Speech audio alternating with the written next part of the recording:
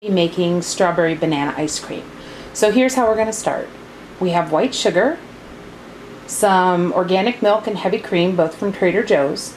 That's the best price I can get anywhere right now. My stand mixer, 2 whole eggs, a fresh lemon, some dehydrated strawberries that have been rehydrated with a little bit of sugar, or you can use frozen strawberries and syrup, and 2 mashed bananas. Because making ice cream is a 2-person job, and I've got the camera, we have a helper. Hi, Brendan. Hi. So in here, what I've done is I've drained the strawberry juice. If you're using frozen strawberries in a syrup, you're going to want to let them thaw, and then you're going to strain the strawberries out and put the juice in with the mashed banana. To the mashed banana and strawberry juice, we're going to add the juice of half of a small lemon. If you have a large lemon, use 1/4 of a lemon. And here comes my intrepid helper, squeezing the lemon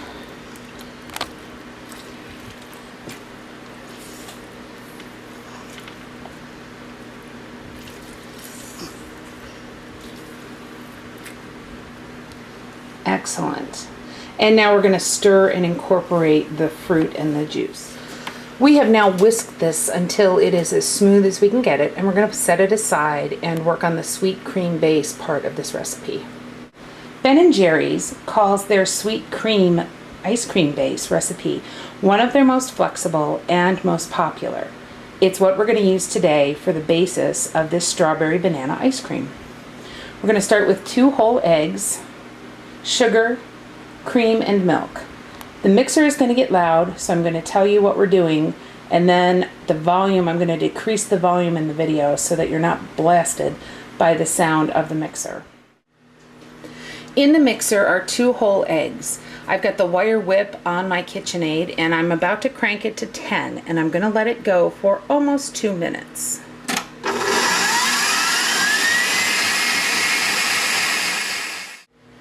As you can see, the egg is fluffy and light. Lots of air has been incorporated into it, and it's been about 2 minutes on speed 10. The benefit of using whole eggs versus just egg yolks in homemade ice cream is that the egg whites allow the ice cream to freeze to a scoopable hardness. Some people also get a little ooped out about using raw egg in homemade ice cream, but because I know where my eggs come from and I know the gentleman who farms them, I have no problem with it. If you are unsure about where your eggs come from, then find a recipe that allows for cooked egg yolks. I'm going to turn on the mixer, and I'm going to slowly incorporate 3/4 cup of white sugar into the eggs. I'm going to continue to beat it, but I'm going to save the noise and come back when it's incorporated. All of the sugar has been incorporated slowly. I did a slow drizzle. Now we're going to add in 2 cups of heavy cream, which is the entirety of this bottle. It's 1 fluid pint.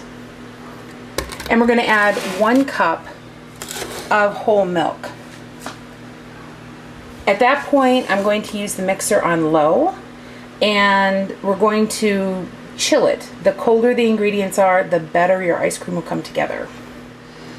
The milk and the cream have been added, and one of the things I like to do is to shake the cream first and pour it in, and then I'll pour the cup of milk into the cream container, because any good cream is going to leave a lot of milk fat and butter fat residue on the sides of the container. And honestly, if you're going to go to the effort of making homemade ice cream, you want the good stuff in the ice cream. So here we go on a low speed, and we're just going to incorporate it. That is speed 2 on the KitchenAid. We're just going to incorporate all of the ingredients, and then we're going to put the whole thing in the refrigerator. I forgot one thing. I incorporated the ingredients, but I forgot to add in the mashed banana and the strawberry juice and lemon juice. So I'm going to give it one more quick stir. I've added those items to the cream base, and you can see it get a little pink. We're going to stop, and we're going to put the whole thing in the refrigerator and let it chill. So we're back. Everything has chilled in the refrigerator, and I have incorporated the strawberries into the cream base that also has the banana mash and the strawberry juice and the lemon juice in it. So here is the ice cream maker, and we're going to pull the frozen aluminum inside where the dasher fits, and all of this goes together out of the freezer right now. Because it's late and my son has gone to bed, my helper is now my husband, and he's going to go ahead and put the dasher in first without the lid. Thank you, sweetheart. And we're going to pour the mixture in carefully while holding the dasher and the camera simultaneously, and hope that we don't make a mess all over my kitchen counter. This is a very generous quart of ice cream. So the lid fits on to hold the dasher in place. The handle pops in at one particular angle. There we go. And here we go. We're going to start to turn. And this is not a laborious process like everyone thinks of churning ice cream, where you have to pack it with salt and ice and the rest. It doesn't work that way. This is frozen for a minimum of 7 hours. And there's no ice, there's no salt. It's just the ice cream recipe and the frozen insert.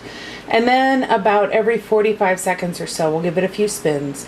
And as it incorporates a little bit more and freezes up, I'll show you some final details and then the final product and how it works. It's starting to get a little bit thicker now.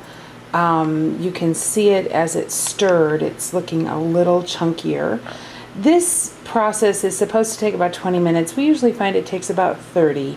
It's not terrible, and the end result is enjoyable enough that it makes it worth the time. So we'll be back when it's a little closer to being done.